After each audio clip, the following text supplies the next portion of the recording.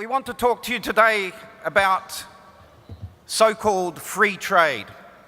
New Zealand government is currently in secret negotiations with 11 other countries for a Trans-Pacific Partnership Agreement. Those other countries are Australia, Malaysia, Singapore, Brunei, Vietnam, Japan, Chile, Peru, Mexico, Canada, and the US. This is called a free trade agreement, but it is much more than this. The proposed TPPA, like other new generation trade agreements, is a comprehensive agreement covering not just trade and goods, but also trade and services, intellectual property rights, regulatory coherence between countries, state-owned enterprises. It covers pharmaceuticals, public procurement, unrestricted capital flows, and investor-state relations. In other words, it is an agreement attempting to cement in all aspects of the neoliberal agenda that we have today.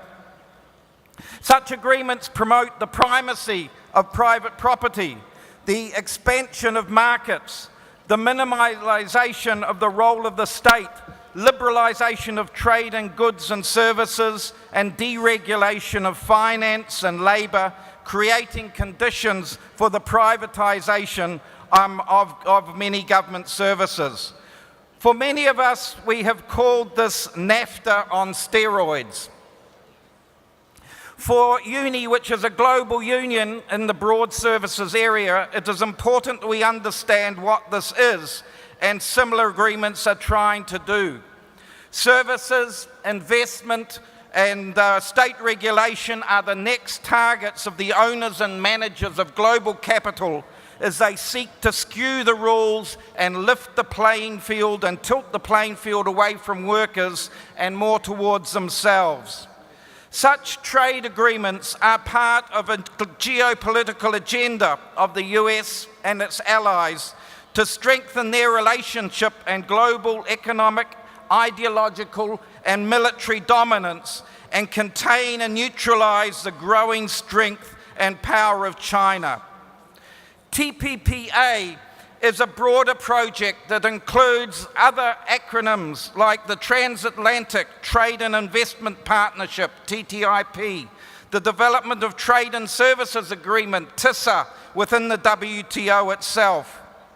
Here are just some of the aspects of the TPPA which concern us and should concern you, but one of the problems we have is that the negotiations are secret, but we do get a good idea from some of the leaked documents about what is being asked for. There is an attack on state-owned enterprises. There is a so-called regulatory coherence chapter which will restrict countries developing new policies and regulations and force companies to make more deregulation and make their laws less burdensome for corporations. We've got Big Pharma, the big pharmaceutical companies which are seeking to boost their profitability by delaying the entry of generic versions of drugs and dismantling state medicine buying agencies. We've also got Hollywood and the music industry putting pressure on the negotiators. And it's incongruous that this is called a free trade agreement, but it now seeks to promote protectionism in this area, which will hinder innovation and internet freedom, but boost profitability of the film and music moguls. Although the TPPA negotiations began in the financial crisis as it unfolded, the finance industry and its client states have set about seeking to lock governments more deeply into that failed regime and preempting governments from using effective tools like capital controls to stem hot money and stabilise their economies.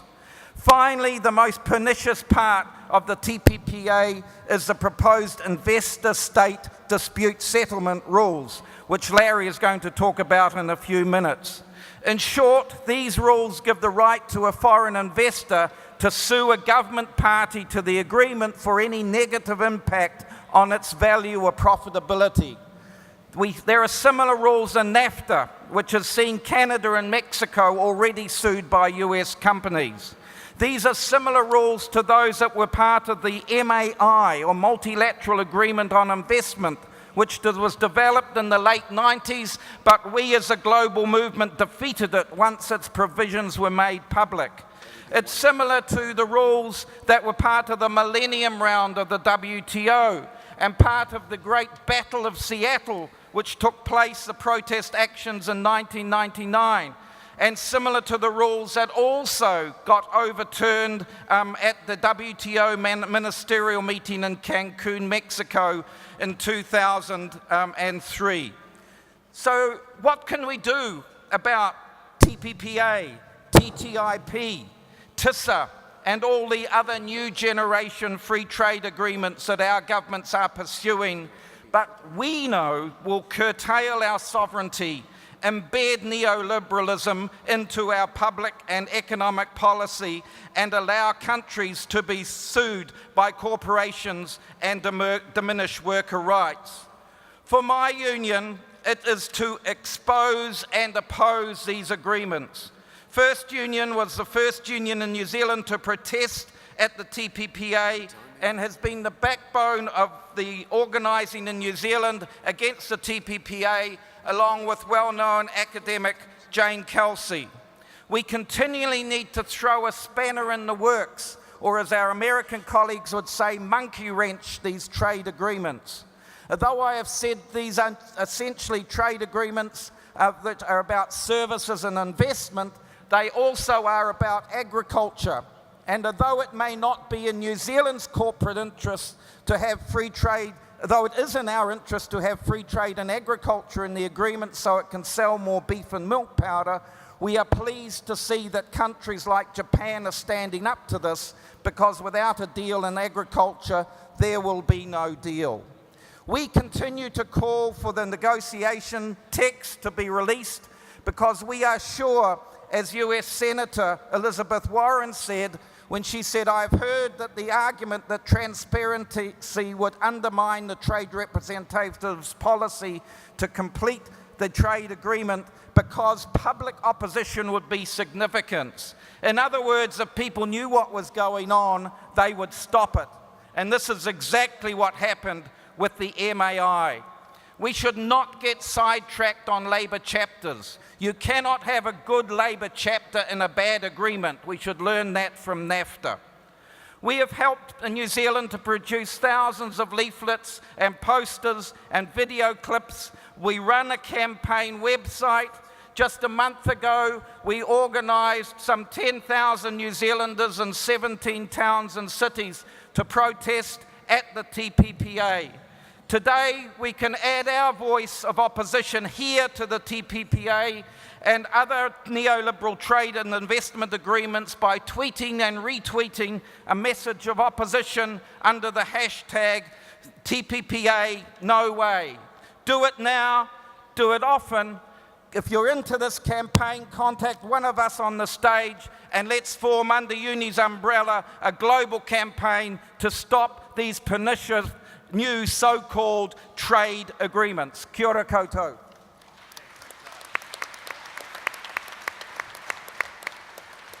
Okay, TPPA, no way.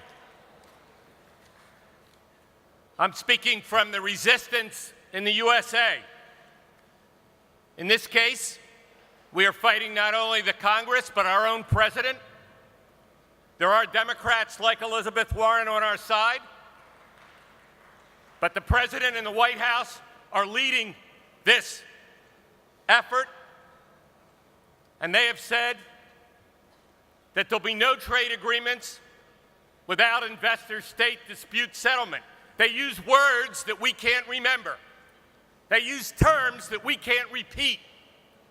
But we need to remember ISDS. In South Africa, they have said there will be no trade agreements with South Africa, with ISDS. Let's hear it for South Africa. In Brazil, they have said, the government, no trade agreements with ISDS. Yes, Brazil. What does ISDS mean? It means that only multinational corporations can sue governments if those governments improve the conditions for workers, which results in lower future profits. I'm going to repeat this. ISDS means that any multinational corporation can sue any government, north or south, if that government, after they're in a trade agreement, raises the minimum wage. We're talking all day here about higher minimum wages. Egypt raised the minimum wage. Veolia, the French company, suing Egypt because they own the Alexandria Bus Company. And now they have to pay a higher wage. And they are suing for $100 million to make up for the higher wage that Egypt will have to pay to Veolia if they win. This is not a fairy tale. There are 500 cases like this from these prior trade agreements. We must say to President Obama and to his allies in other countries in certain conservative governments, TPA, ISDS, no way. We believe in fair trade. We can't protect ourselves. We need to embrace a global economy. But no ISDS. We need to hear that coming out of this Congress. No ISDS. No secret tribunals where corporations can sue governments and get billions of dollars if the government improves the environment, or if the government improves the minimum wage, or if the government improves the right to organize, or if the government has cigarette packaging labels that say cigarettes kill. There are cases on every one of these right now. And yet when we try to change things like we're doing in Honduras, where under a prior trade agreement, there were certain labor rights that our government said, look, now it's better, we have labor rights. Years have gone by, and nothing has been done on our complaints and charges.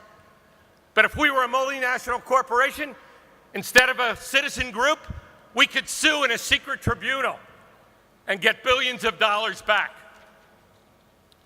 So I will leave it to my colleagues, sister and brother, to talk about these other aspects.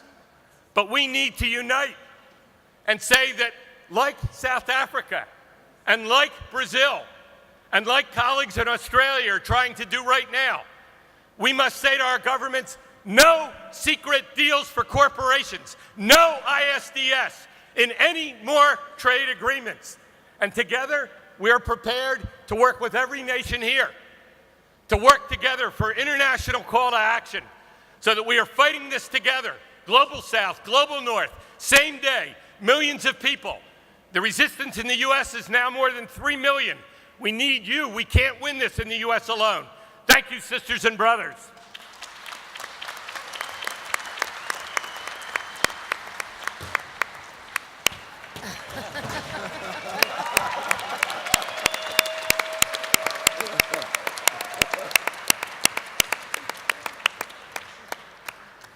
Hello, Congress. Gail Cartmail, Unite the Union, UK. I'm going to focus on the importance to public services of the Transatlantic Trade and Investment Partnership, TTIP. In the UK, we call it TTIP. TTIP is said to be setting the standard framework for all future deals. TTIP is not about trade. This deal and others like it are about selling off our public services, selling our public services to corporate giants greedy for profit. Don't take my word for it. This is what the US officials say their aim is, and I quote, "We seek to obtain improved market access in the European Union on a comprehensive basis and address the operation of any designated monopolies and state-owned enterprises." I repeat, of any designated monopolies and state-owned enterprises, our public services. Their words, not mine. We have already seen a fire sale of public services in Ireland, Portugal, Spain, Italy, Greece, and the UK. Services no longer publicly owned or publicly run. The sold-off services include energy, electricity and gas, forestry, harvesting rights, transport, air, sea and land, water, sewerage, pensions, banks, prisons and probation, post and health services, and many, many more. TTIP aims to remove what the negotiators call regulatory barriers. Their plan is the irreversible privatization of public services, a permanent lock-in to private enterprise. Congress, this is known as the ratchet mechanism, because a ratchet only moves forward, it cannot turn back, meaning this privatization is irreversible. The ISDS secret courts, as Larry just said, fined Mexico for trying to protect water supplies. They fined Argentina for freezing utility prices.